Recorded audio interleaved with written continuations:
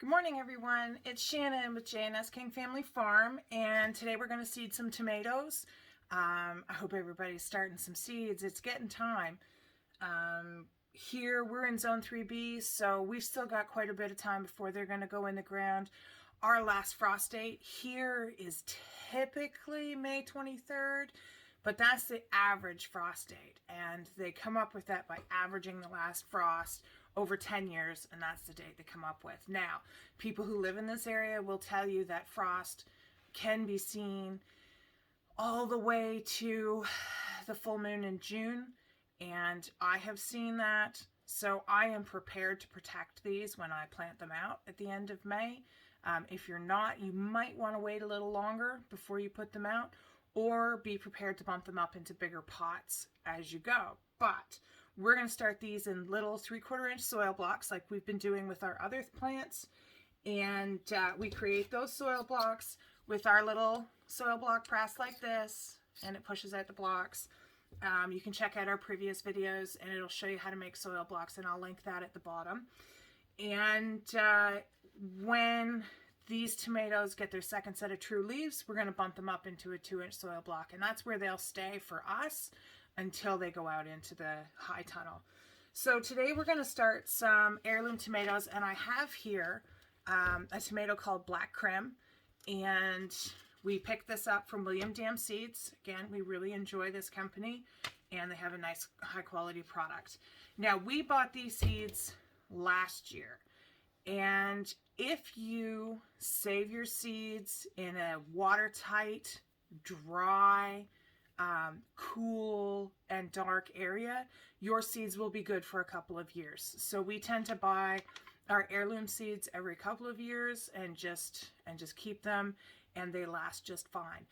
If you want to learn how to save your own seeds, you can do that as well. Particularly with heirlooms, it works very well, but you need to be able to exclude the pollen from other tomato plants if you want to have it breed true to this particular one, which is Black Krim.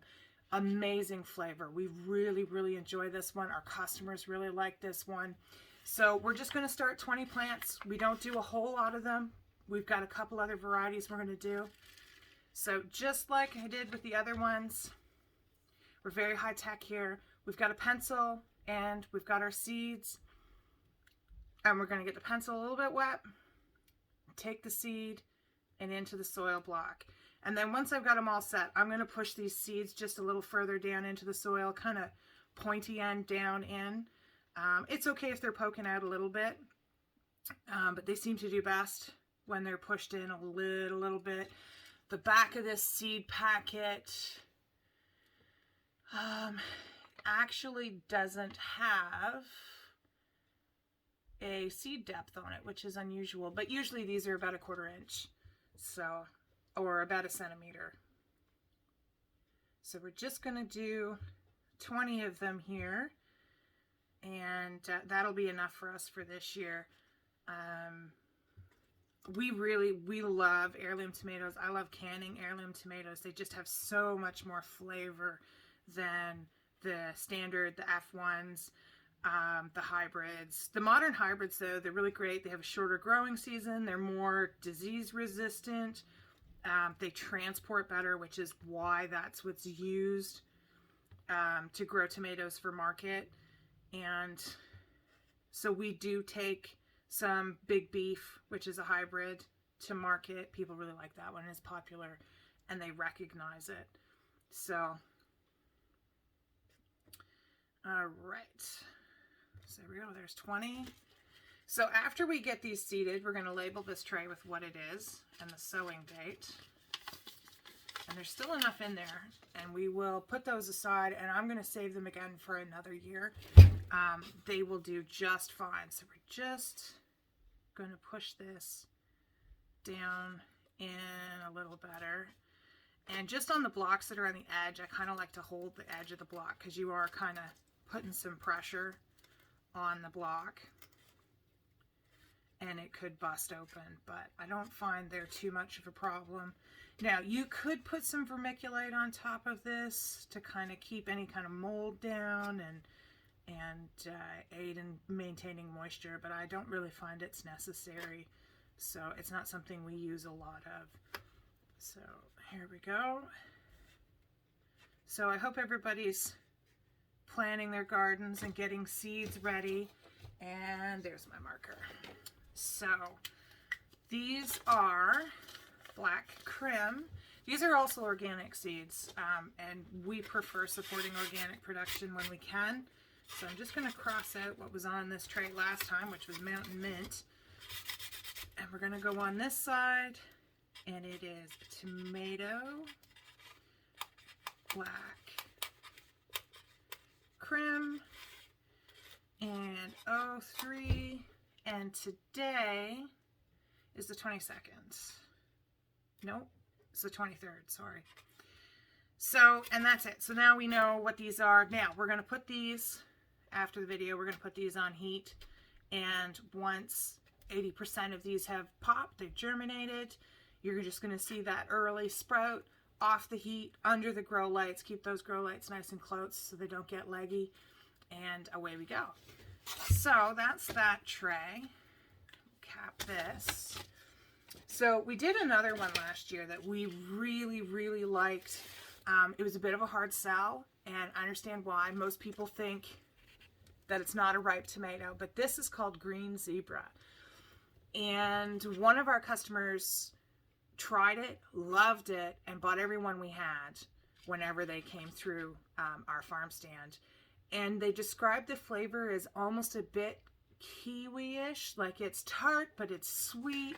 It's got this really great flavor. I really like it on a tomato sandwich. So we're going to sow 20 of these as well.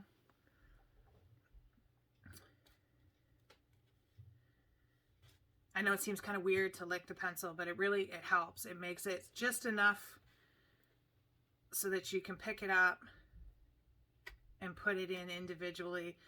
You don't have to put them in your hand. You could use a little lid or a little, one thing that works really well actually are those foil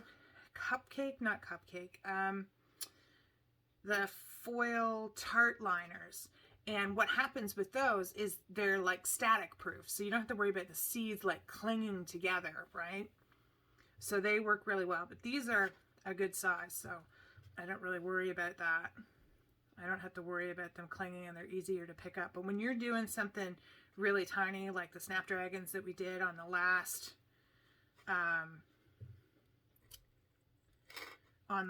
video, or something like Lysianthus, which even pelleted is just ridiculously small. Those little foil pans work really great, and they make it a lot easier to pick up the seeds without having any kind of static stopping you from picking up just an individual seed. So we just like to use, these are foil plate or foam plates that I picked up at the dollar store when I first started soil blocking like 4 years ago. We're still using them. We just, wipe them off and away we go. And we just keep using masking tape or painter's tape to relabel them with whatever's on them for that particular season. And, geez, there's enough in there for next year as well. So we'll definitely make sure that we store those, again, really airtight. And you can use those little dry packs, little silica packs that sometimes you get in like a box of shoes or something like that. You can use those and it'll help the oxygen absorber. That's what they're called. And they'll help protect your seeds and help them last longer. And then of course you want to keep them in a cool and dark place. And as long as you keep your seeds really well, they can last a few years. So sometimes it's more economical to buy a larger pack of seeds and save them for a couple of years than it is to buy just the few seeds that you need. And of course we really enjoy the heirlooms because they can be, you can save your own seed and you don't have to buy seed if that's something you're really into. We don't do a whole lot of seed saving here. At this time, seeds are really cheap and they're easy to come by. And for us, it's another job, and it's a really big job, and we just grow so much that it's not something that's on on our radar at this point. So these are green zebra.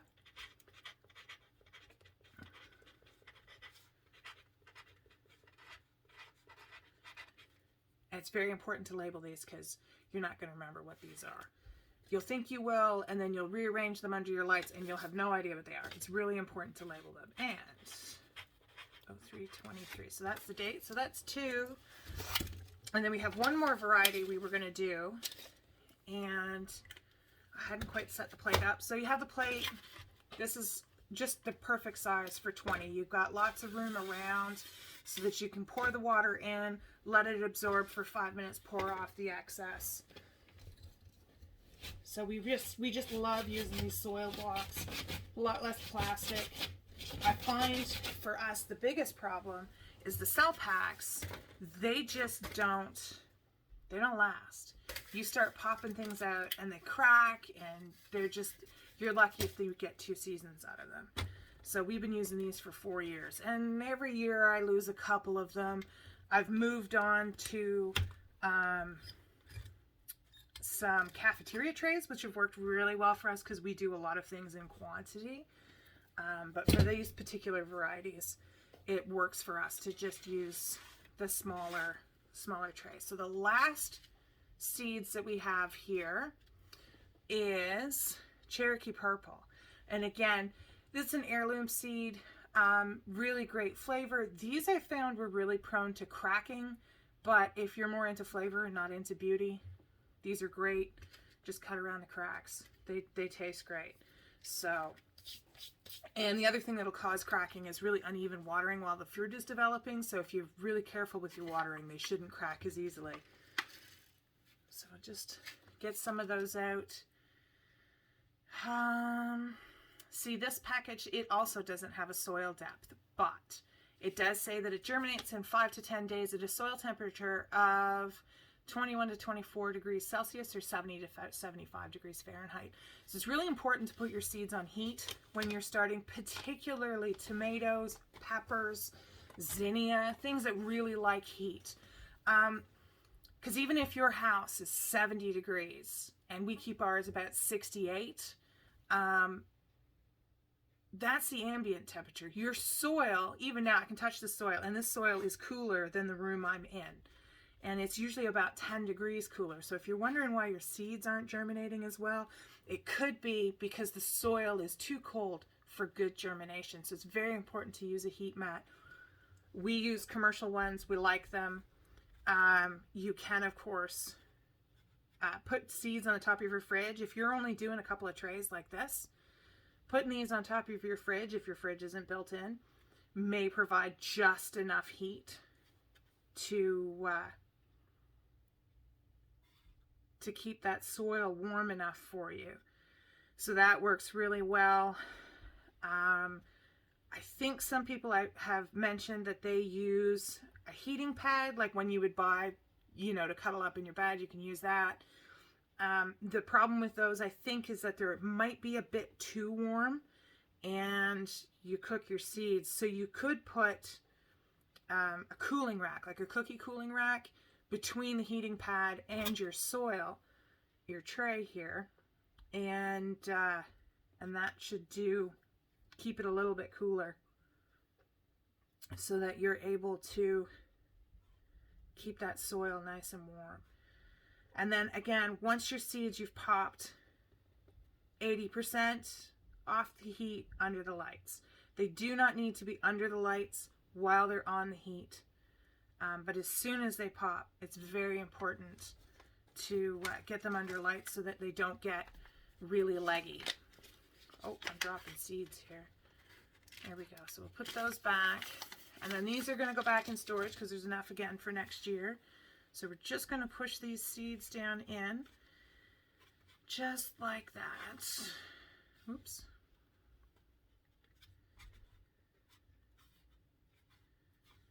And we just, again, I just love these soil blocks. I just get so many more plants under my grow lights than I used to with the 72 cell trays. I find that the seeds germinate significantly faster, and they're ready for the ground outside a lot faster. So you may find, if you do start soil blocking, you may find that you will need to adjust your start dates on your seeds.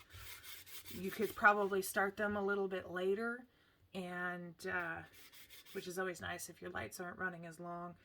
Those were Cherokee Purple.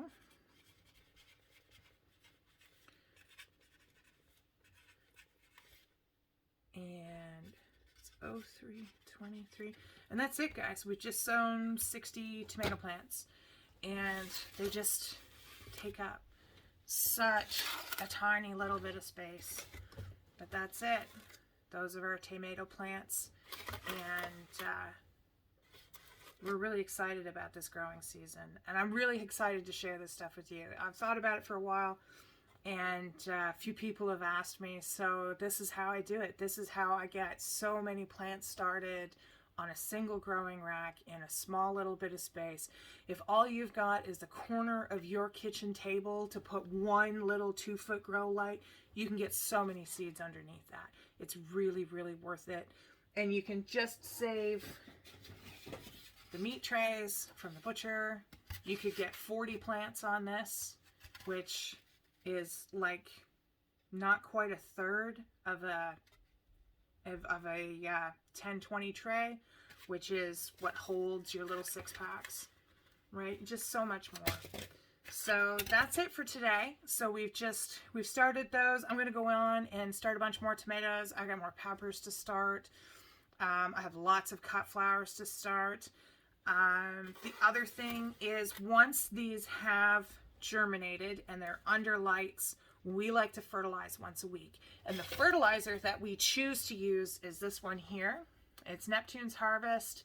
It's Fish and Seaweed 231. It's organic. It's made in Maine. We're in New Brunswick, but close enough for us. I prefer this product. I find that our seeds do really, really well. It just gives them that extra boost. Really healthy plants with this. And we just use it once a week in our watering water. So if you can find that, I think it's available on Amazon. And I'm pretty sure I've seen it down at Scott's in Fredericton, as well as MacArthur's down in Moncton. I recommend checking it out. They have a few different varieties. This is the one that I usually use, and I bought it bulk, so I have a bunch of it. And we find it smells a little bit, but it dissipates pretty quickly, and it works really well for us. So thanks for joining us today, and don't forget to like and subscribe, and by subscribing you'll get notification when we put a new video up. And ask us any questions you want down in the comments. We do read it. We're happy to answer, and we hope you have a really great day and you're looking forward to spring. So thanks for watching.